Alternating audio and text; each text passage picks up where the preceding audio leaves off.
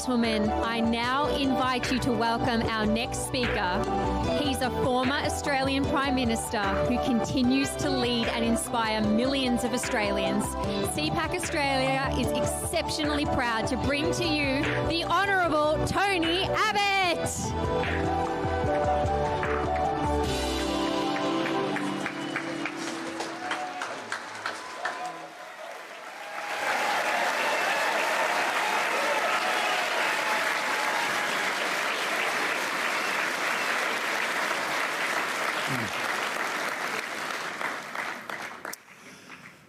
Well, what a welcome.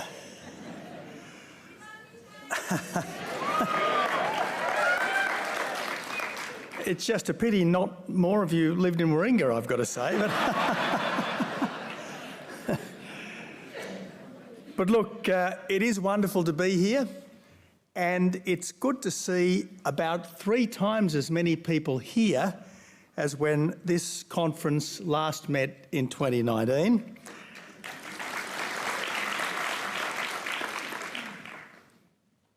But the fact that we've been prevented by law from having gatherings of this sort for the best part of 3 years shows just how dispiriting these times have been.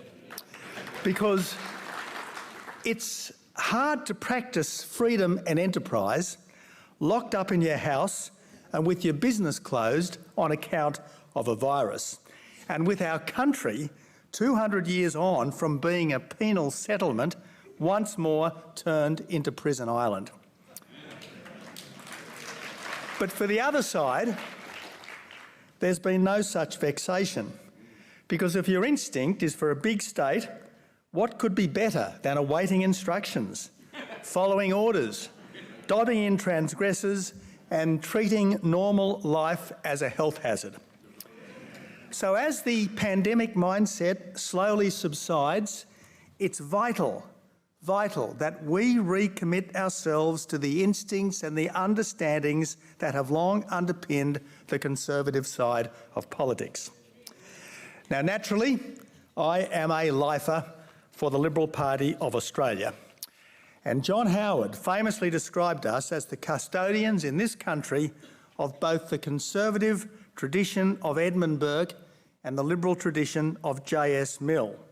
Alternatively, as a party that's economically liberal and socially conservative. And in our English-speaking tradition, it should be stressed the relationship between conservatism and liberalism has mostly been a happy one, beautifully encapsulated in Macaulay's lines about freedom broadening slowly down from president to president.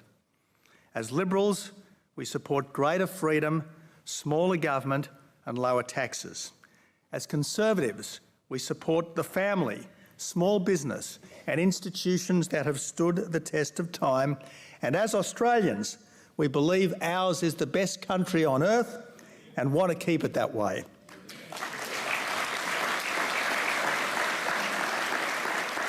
That makes us the Freedom Party, the Tradition Party and the Patriot Party. But it's not enough just to have the right instincts, we need the right actions too. In opposition, we have to oppose bad policy based on what we stand for. And in government, we have to propose good policy based on what we stand for. Above all else, we must always address the practical obstacles that people face in making their lives as good as they could be. And that was always my mission as party leader. First, to try to ensure that government did no harm, and then to try to ensure that government did what it reasonably might to nudge the country in better directions and to do the good that only government could. Now, as a conservative monarchist and climate sceptic, I was supposed to be unelectable. Yet in 2 elections took 25 seats off Labor. And incidentally,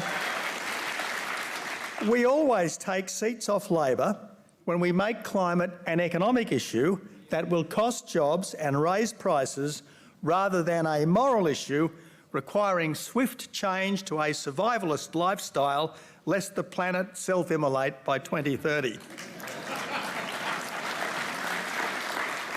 It wasn't the opposition's task, I said on my first day in the job, to make weak compromises with a poor government, but to be a clear alternative.